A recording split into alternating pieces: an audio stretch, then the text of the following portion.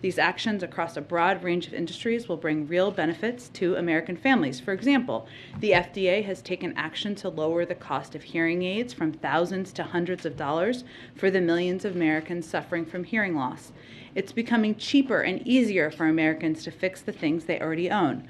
Following the executive order's support for the right to repair, the FTC will ramp up enforcement actions against illegal repair restrictions. Since then, big firms like Apple and Microsoft voluntarily announced changes to their policies so that consumers can readily repair their own phones and laptops. The Department of Justice, the FTC, and other agencies have increased efforts to challenge or block mergers that would leave customers with fewer choices, higher prices, and lower wages. For example, the Department of Justice blocked an insurance mega merger that would have raised insurance costs for consumers and businesses alike. So this is part of our ongoing effort. I also wanted to share that NATO is launching a significant military training exercise called Neptune Strike 22. This is something my colleague at the Department of Defense updated on Friday, but it will run through February 4th and is designed to demonstrate NATO's high-end maritime strike capabilities. The USS Harry S. Truman Carrier Strike Group will serve as the centerpiece for this military exercise and be placed under NATO operational control. This is the first time since the end of the Cold War that a U.S. Carrier Strike Group has gone under NATO command. And this exercise will help demonstrate the unity, capability, and strength of the transatlantic alliance. It also advances our ability to integrate an aircraft carrier strike group into NATO's deterrence and defense efforts. While planning for Neptune Strike began in 2020, long before the current escalation of tensions from Russia's aggressive posture towards Ukraine, such exercises help the United States and its allies enhance interoperability and ensure readiness for any threat against NATO. Josh, why don't you kick us off? Thanks, Jen. Two subject areas. Yep. First, Ukraine and Russia. The president is going to have his meeting with European counterparts. What does he plan to discuss with them, and how does he plan to address the issue of natural gas, given that 40% of EU's natural gas imports come from Russia? Sure. Well, as we put out just a little bit earlier today in guidance, the President will hold a secure video call with European leaders as part of our close consultation and coordination with our transatlantic allies and partners in response to our shared concerns over Russia's military buildup on Ukraine's borders.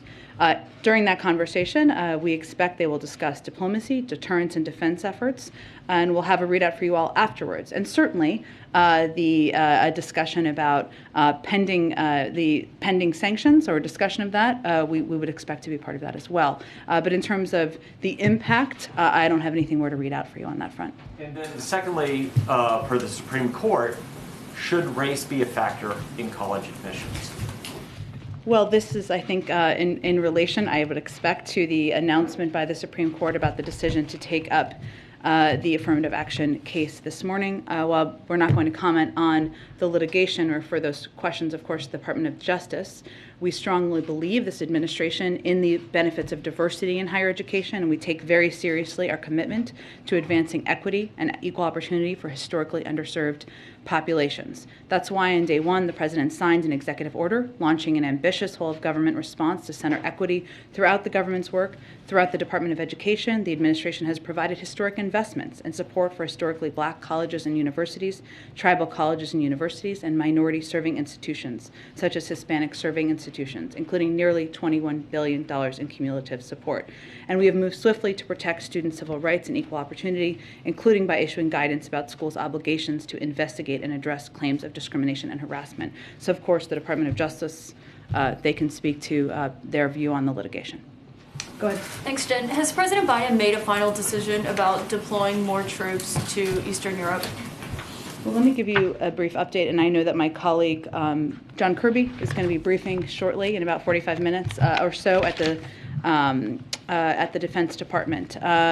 We have been consulting with allies in deployments and refining plans for all scenarios. We've always said we would reinforce our allies on the eastern flank, and those conversations and discussions have certainly been part of what our national security officials have been discussing with their counterparts now for several weeks. In fact, we've never ruled out the option of providing additional assistance in advance of an invasion.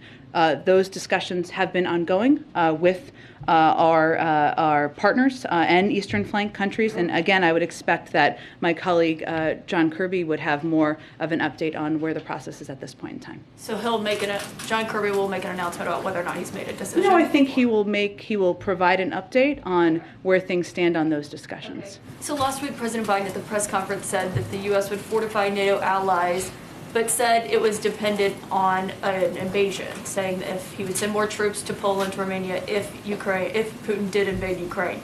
So the fact that he's considering this now and having these discussions with Pentagon leaders over the weekend, does that suggest that he believes an invasion is imminent? We've never actually ruled out providing additional assistance to Eastern Flank countries in advance of any invasion. And those discussions with them have been ongoing. And certainly that's been part of our contingency planning. I guess the question is, it does appear to be a shift in his thinking and his attitude toward it. Is that how you would characterize it? I wouldn't characterize it that way. We have spoken to the fact that, and we've put out a lot of information about our view of the preparations being made by President Putin and the Russians. While we can't get into the mind of President Putin, we are seeing the preparations that they're making at the border. We have been very clear, and the president has been direct, that military action by Russia could come at any time. He said that last week as well. So we have been in conversations and discussions with Eastern Flank countries. Obviously, our Secretary of State just returned from a trip to Europe as well, and he was part of the discussions this weekend too. And part of that has been contingency planning and discussing what their needs have been. My last question is, today the president has this call with European leaders. Several of them are on this: UK, France, Germany, Italy, Poland, NATO, the European Council. Why is Ukraine not on that call this afternoon? Well, we have a range of conversations with Ukrainians. Obviously, our Secretary of State met with them last week, and they will be a part of many conversations moving forward. As I noted a little bit earlier, part of this is a discussion about deterrence and defense efforts, diplomacy, but certainly they will be a part of many conversations, as they have been from the beginning. Go ahead. So what happened then in the last few days that prompted the Pentagon to present specific potential troop deployments to the president? Or put another way, why now?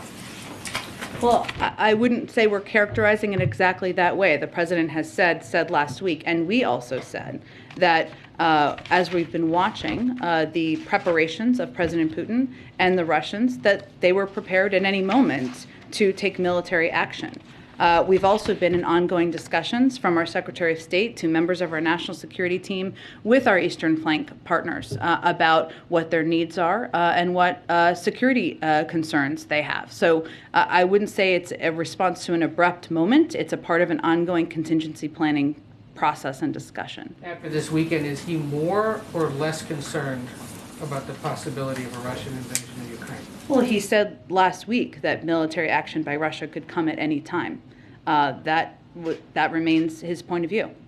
And there's been clamoring in this town and over in Ukraine for a U.S. ambassador to Ukraine. Where do things stand on appointing somebody? Certainly understand that. I don't have any update on the status at this point in time. The Ukrainian Foreign Ministry said the decision to draw down the U.S. presence in Kyiv at the embassy was, quote, premature and a manifestation of excess caution. Is this potentially the afterglow of what happened in Afghanistan, concern for that, or is something else more specific prompting people to leave? Well, I would say that our State Department regularly reviews and assesses what steps need to be taken for the security of our personnel. I would note that the travel advisory was already at a level 4 since back in October.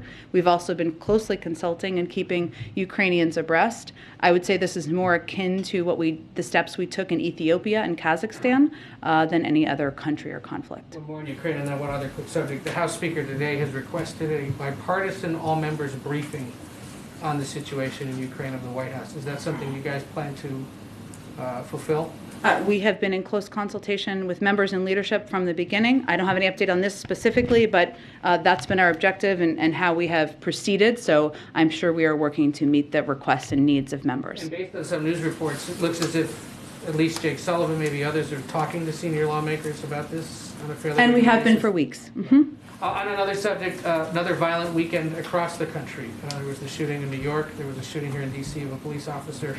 There have been reports of a possible executive actions that the president might be able to take in the realm of police reform or police policy. Where do things stand on that? And might that be coming soon?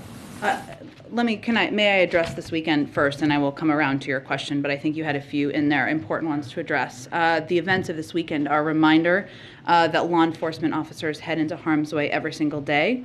They and their families make an extraordinary sacrifice for their communities. The president is never going to be satisfied or complacent when officers are being gunned down, or when Americans have to worry about whether they can safely ride the subway or bus or even be at work. We've seen a surge in crime. Obviously, this weekend is a glaring example of that, especially gun violence over the last 2 years, and the president has been aggressive in using the tools at our disposal to combat that. That's why he took early action on gun violence last spring, and it's why he rolled out a comprehensive plan to combat crime last summer.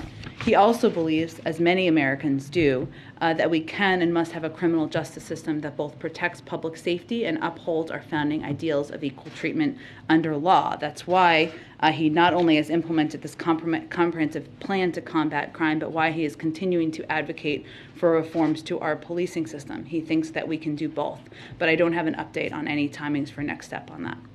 Go ahead. Thanks. First, on the markets, does the president think it's a big deal that today the Dow Jones is down at one point more than 1,100 points?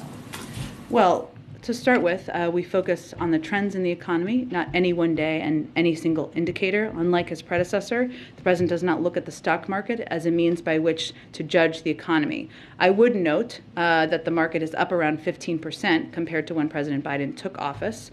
But our measure of success is really how real working families are doing, whether they have a little breathing room, whether they have a job that delivers some dignity and a paycheck that they can support a family on. And we've seen a great deal of progress made on that front. Thank you. On schools in Virginia, 7 districts representing 350,000 students are suing the state. They're hoping to get a strict mask mandate for students that has been rolled back by the new governor reinstated. So who does the president think knows best for students? School board members or parents? Well, the president believes that public health officials have the best guidance on what we can all do to protect ourselves, including teachers, administrators, and students. It's always been up to local school districts to determine how they're going to approach what implementation measures they are going to put in place. But here's what we know from public health officials, who are the experts on a pandemic. Studies show that masks reduce transmissions in school. They are a proven tool that helps keep students and teachers safe from COVID, and they can thus help keep schools open and safe. In short, we know it works, and we need every leader to focus on using the tactics we know work to keep our students safe and our schools open. I know you mentioned Virginia, but in Texas, the state is fighting a critical public health measure to protect our children and keep our schools safely open for Head Start communities. Ones that a provision that is requiring masks to keep students and keep communities safe. They're fighting against that. Why is that? I think that has more to do with politics than it does with public health. But right now in Virginia, the law is, now that there's a new governor, but students should not have to wear masks if their parents say that they don't think they need to wear masks. So if a parent wants to send their kid to school with no mask, should that child be allowed to go to school and be in class? Again, what we're advising school districts on is to abide by public health guidelines and follow public health guidelines. And it's about keeping an entire community safe. And those are the decisions that are that people should focus on making. And just so that it's crystal clear for anybody watching, you guys think that ultimately in this conflict between school board members and parents, the school board members should have more of a say in what That's actually not what I said. I think everybody should abide by public health guidelines, not just to keep their own kids safe, but keep their school community safe, whether it's teachers, classmates, administrators, others in schools. Okay, on crime, to follow up on what Ed was asking about, would you agree that the most important job for any president is to keep Americans safe? I would agree. So you said that the president's never satisfied if people don't feel safe. Does he know that after a year in office, people do not feel safe in this country? Well, Peter, I think if we look at the facts here, we've seen a surge of crime over the last 2 years. Would you agree with that? So what are you attributing the rise in crime to then? Well, I think we should be responsible in how we're reporting to the public what the roles are, what the reasons for the surge in crime. Gun violence is a huge reason for the surge in crime. Underfunding of some police departments and their need for additional resources, something the president has advocated for consistently through the course of his career. That's something we know we need to take action on. And it is absolutely true that he will not be satisfied or complacent when officers are being gunned down or when Americans have to worry about whether they can safely ride the subway or bus. That should not be a political issue. He's somebody who has had a long career of many decades of fighting for funding for police departments, for local communities in order to reduce crime. But he's been here in office for more than a year, and the murder rate is nearing a 25-year high. So why don't we see and hear more from the president about this? We hear all the time about things that you guys are doing to fight the pandemic because that is a risk to American people. A rising murder rate is a risk to American people too, right? And he has spoken to crime. But I think what people are most focused on, as they should be, are what actions he has taken. He has unveiled a strategy to focus federal law enforcement resources on combating violent crime, offered unprecedented levels of funding through the rescue plan for cities and states to put more cops on the beat and invest in proven community anti-violence programs, something every Republican voted against. The Department of Justice has announced $139 million in grants to cities for community policing, which will put 1,000 more officers on the streets. He's also proposed doubling those grants, and he's called for an additional $750 million for federal law enforcement. He's announced a zero-tolerance policy for gun dealers who willfully sell illegal guns, and we've launched gun trafficking strike forces in New York and cities across the country. Actions are important here, and he has a long record of them. But does the president think that any of that is working? The president thinks you should have a plan to address crime and gun violence. He has one, and we look forward to working with people who support that effort. But as the murder rate nears a 25-year high, would he consider maybe trying something different? Trying something other than supporting a massive plus-up in funding from his predecessor, cracking down on gun trafficking and gun violence, which is a major driver of the violence we've seen across the country, working to support community policing programs and police departments across the country. I think most people who want to fight crime would agree that's the right approach. Go ahead. Go ahead, Justin. Thanks, Jen. I know Kirby's briefing later, but Sure. just to put a finer point, Yeah. do you have any information about how many troops are under consideration, what the time frame for the president's decision are, sort of the logistical details of a possible deployment? I don't have any more details from here other than to convey that we're in close consultation with Eastern Flank countries about their security needs. And again, we've always said we would support them. We've never said that an invasion would be a prerequisite for that. Do you expect the written response that you're putting together to include any requests or demands from the U.S. side, including a time frame for President Putin to start drawing down troops from Ukraine's border? I don't have anything to preview in terms of what a written proposal would be. I would just note, because we've talked about this a bit, that written proposals have been the basis of basically every agreement we've ever had with the Russians and many countries around the world. They're a standard part of diplomacy, and they're a format for providing conveying areas where you have concern, and also outlining areas where you can work together. But I don't have anything to preview on what that would look like. We didn't have a chance last week to talk about one part of the president's press conference where he said he'd like to be in a position to say that China is meeting its commitments and therefore be able to lift some of the tariffs. I'm wondering, when he said that, did he mean making good on the phase one commitments that have already been out there? I know China's not meeting those. Or does he mean additional commitments that you'd be asking for from China?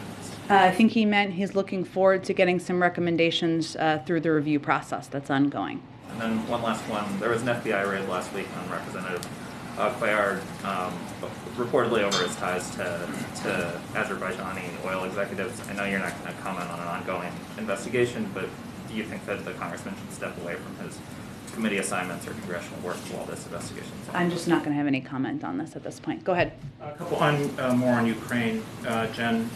There's a proposal that's floating in the Duma that would ask Vladimir Putin to recognize the Donetsk and Luhansk regions of Ukraine as independent.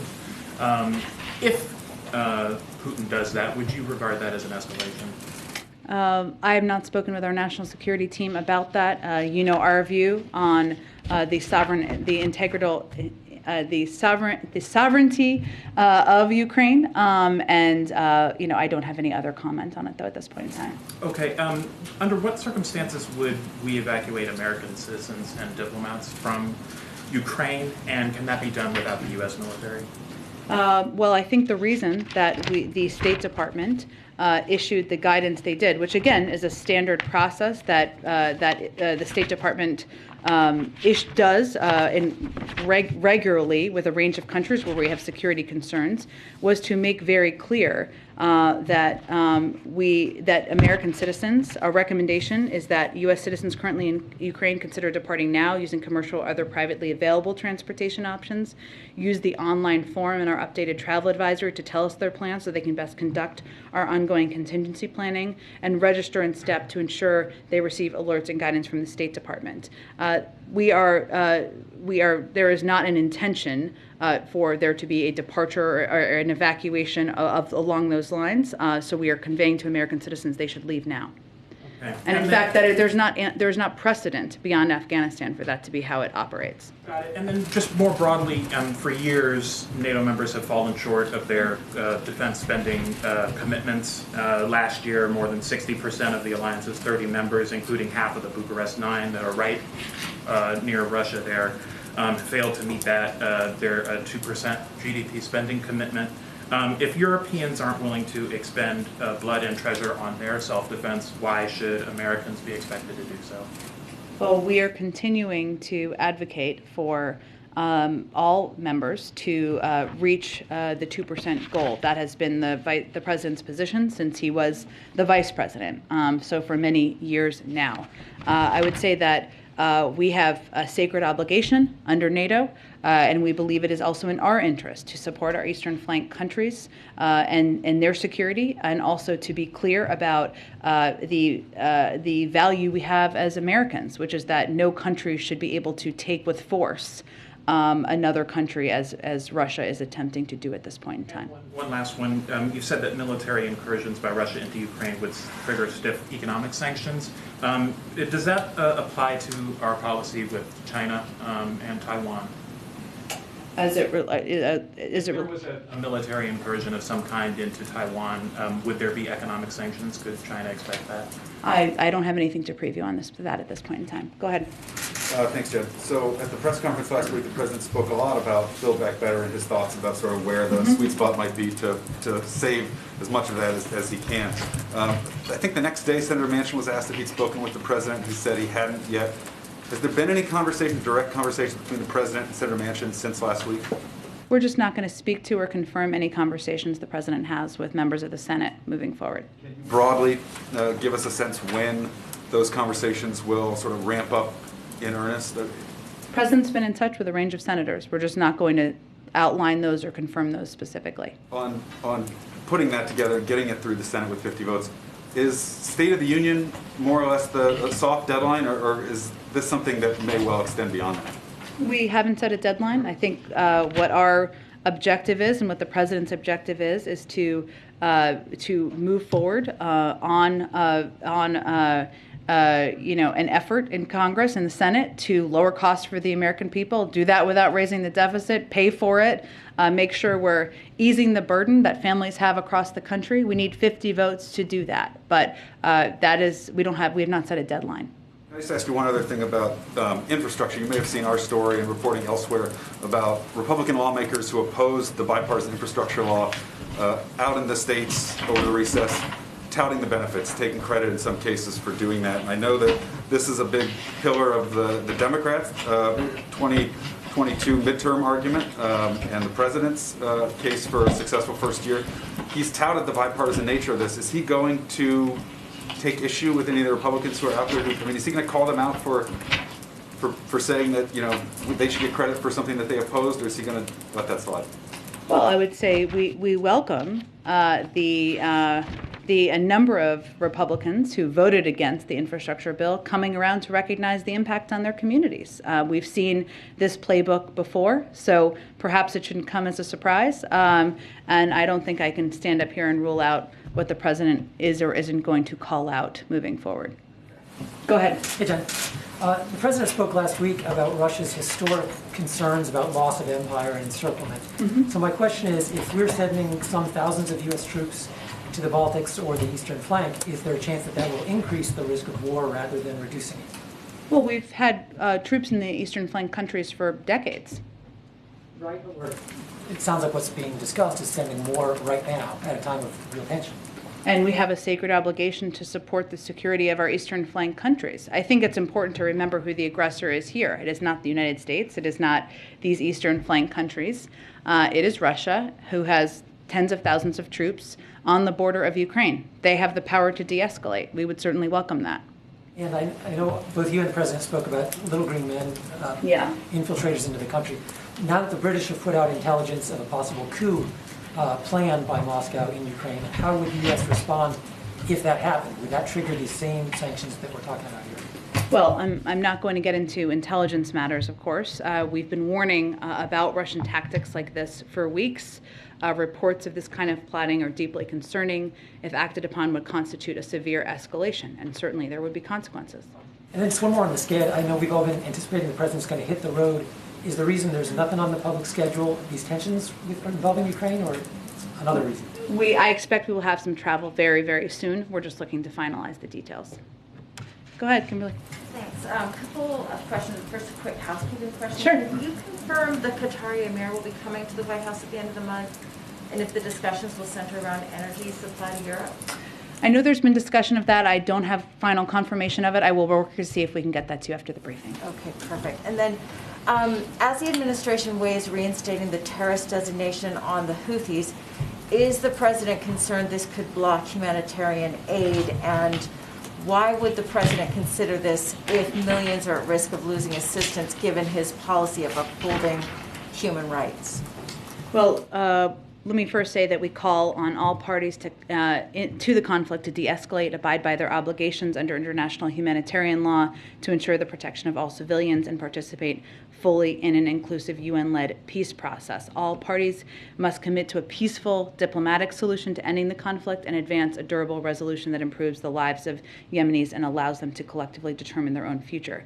There have been dangerous escalations in days, which is of course why you were asking. These escalations only exacerbate a dire humanitarian crisis and the suffering of the Yemeni people.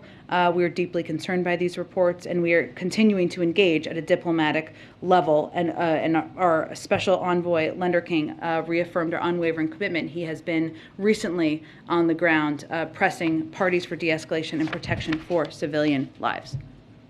And then quickly, a UK court is now allowing Julian Assange to appeal his extradition to the United States. The Justice Department, as you know, isn't commenting.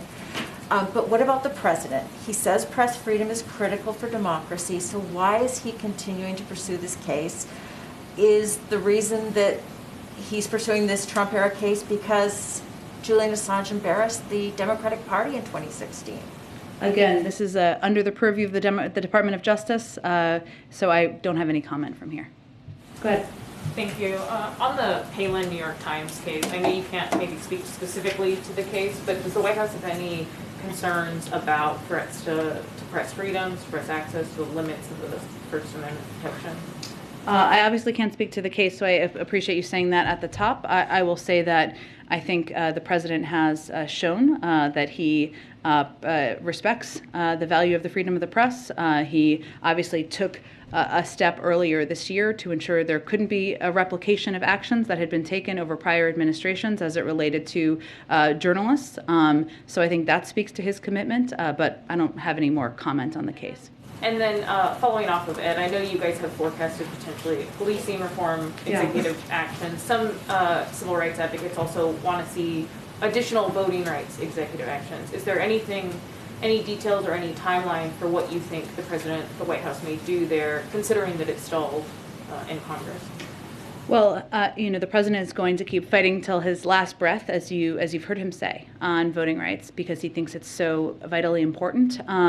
We did do an executive order early on in the administration, which was quite extensive and comprehensive, that is still being implemented. In terms of additional executive orders that would be possible, that we have the authority to do, I don't have anything to predict along those lines, but we are going to continue to fight to get federal legislation passed. We are going to continue to work with states to ensure that there is proper protections, and there is, of course, more work ahead. Go ahead. Yes. There are currently at least 150 American military advisors in Ukraine, including members of the Florida National Guard. Are those soldiers going to remain in Ukraine? Are there contingency plans if hostilities break out to remove them? What's their disposition? I would point you to the Department of Defense to ask them that question. Okay. My colleague mentioned Afghanistan, and one of the things that you hear among Russian propaganda in Ukraine is that the United States is an unreliable ally, that it's using Ukraine as a pawn. And they point to the U.S. withdrawal from Afghanistan as evidence that the United States cannot be counted on. How does the United States respond to that, and has the Afghanistan withdrawal complicated diplomacy in this regard? It is not in our experience. The president ended a 20-year war in Afghanistan, something he had talked about consistently doing for some time as he was running for president and even before then. I think our commitment to our NATO partners is clear. Our commitment to Ukrainians is clear. We've sent more security assistance over the last year than in any year in recent history. We've been in constant contact, as is evidenced by the president's call this afternoon, with our European partners as we work to ensure we're in lockstep as we approach the next stage and anticipate what President Putin may or may not do. So what I would say to that is that sounds like the old Russian propaganda playbook, something we've talked about in the past, and I'd encourage anyone to be mindful of that. And then finally, there's negotiations going on in Congress for Russian sanctions if they do take military action against Ukraine. Does the United States support Congress acting, and are they involved in these negotiations? We are regularly updating and briefing leaders in Congress and about what steps are under consideration, what the status is of things we're seeing on the ground. Obviously, we've talked about a lot of this publicly as well. And we've also been clear that we have a severe sanctions package of economic options that is under consideration should they decide to invade. We also recently sanctioned a couple of individuals for their engagement as well.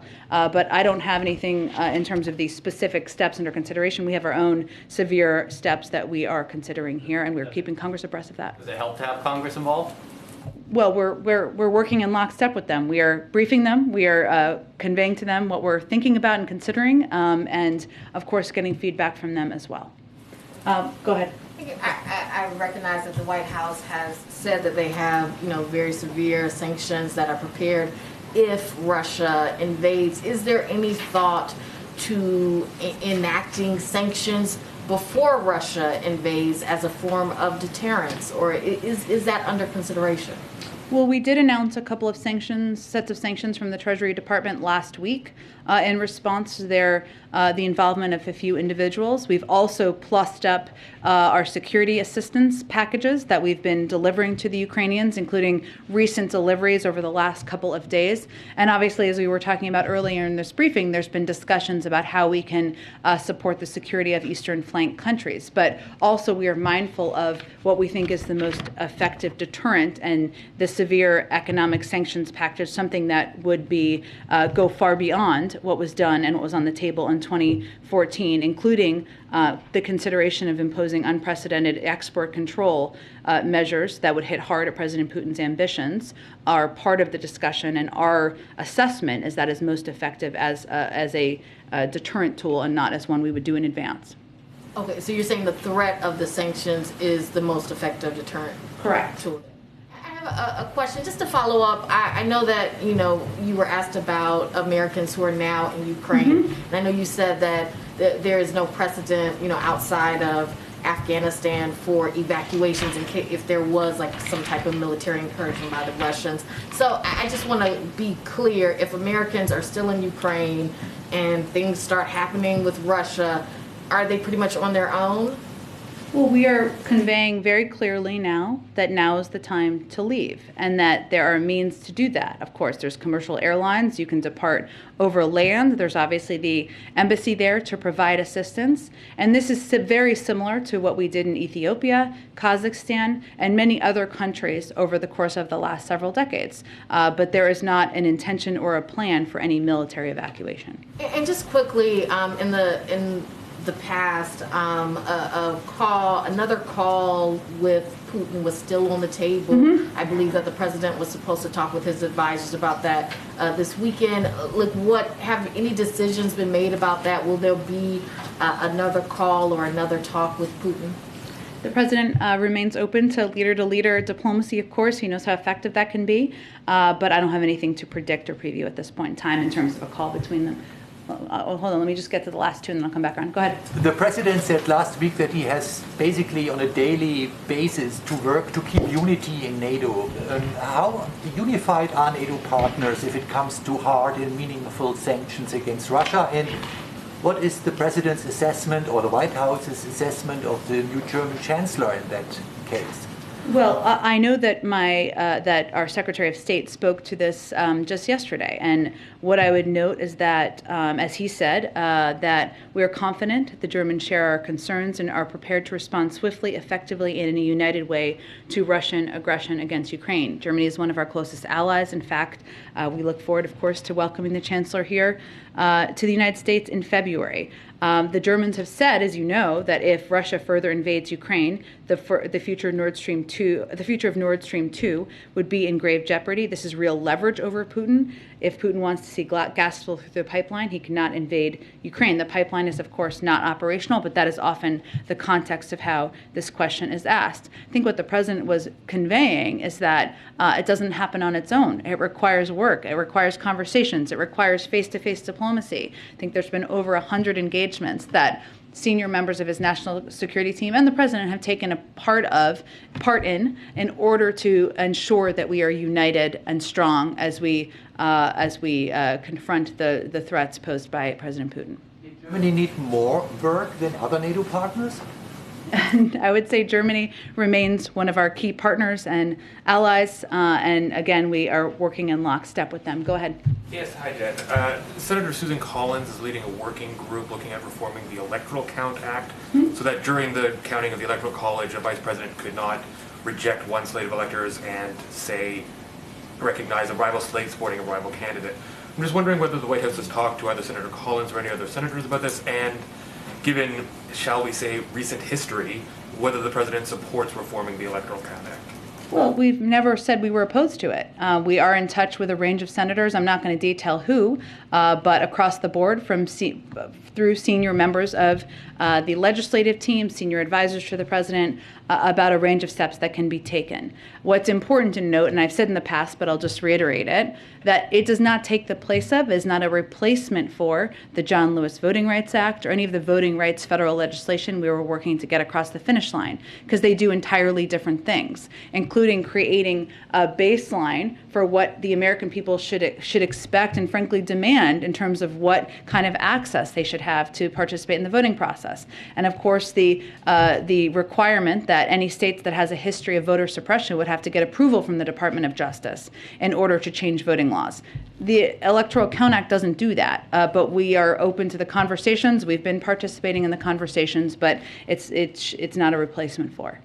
On a different subject, so much of the public discourse about so-called Havana syndrome has come from anonymous leaks, and I'm just wondering how soon will the National Security Council release their expert report on Havana syndrome and these anomalous health incidents, and will this report be made, public in a fulsome way? Sure. Well, I know there's been a recent CIA report that talks about the findings of their interim analysis. Which does not rule out that a foreign actor may be involved in a subset of reported cases, and affirms that the intelligence community will be drilling down in its analysis on a subset of cases. The toughest unresolved ones, of course, to try to determine whether a foreign actor may be involved. There are a range of investigations and efforts underway across the U.S. government, and we continue to take every report of a suspected incident safely. What's most important is the president has asked his national security team to ensure we are leaving no stone unturned and ensuring that people who have been impacted receive the proper health care they need. I can't make a prediction of what a final release of a report would look like. I would really point you to the intelligence community on that. Just one last one. Just yesterday in D.C., not far from here actually, there was an anti-mask, anti-lockdown rally where some of the rhetoric around that was talking about Nuremberg-style trials to hold Anthony Fauci to account, to go after the media for spreading lies, things like this. I'm just wondering how the administration is going to respond to what appears to be a growing intensity and potential for violence in the anti-vax movement. Well, we are well aware that there is a loud and vocal minority empowered through social media and media platforms that proliferate disinformation, politicians who espouse conspiracy theories and fundraise off of opposition to public health. We know that. We also know that 87% of American adults have at least one shot. That's the vast, vast majority. And over 210 million Americans are fully vaccinated.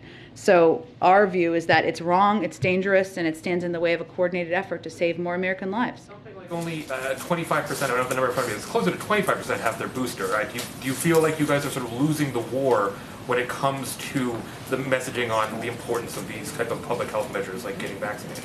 Again, our view is that it's a loud and vocal minority, but still dangerous, still problematic. The fact that 87% of American adults, all of those people, of course, mathematically did not vote for Joe Biden, have had at least one shot, means we've far surpassed where I think most people think we would be.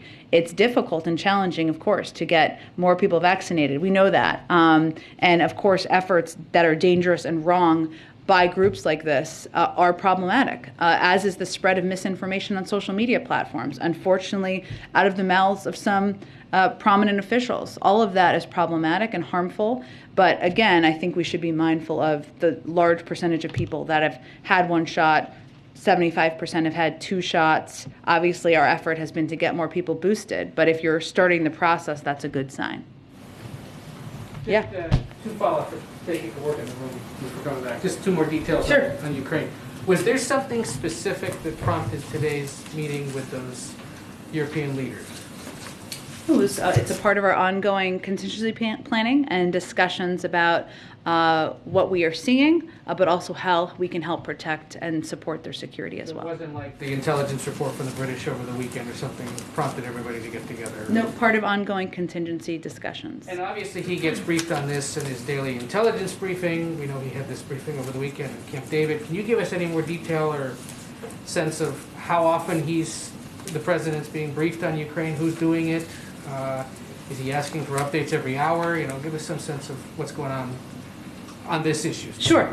I can tell you from being in a lot of meetings with him that are unrelated to Ukraine as well, that he is often asking for updates and looking for updates from his national security team on where things stand, how conversations are going, and that's something he regularly asks for. He's seeing his team or members of his team every day. Of course, there are central members that you're very familiar with who participate in the PDB, Jake Sullivan and others, and of course he's regularly talking with our Secretary of State, who has been front and center in the diplomatic efforts.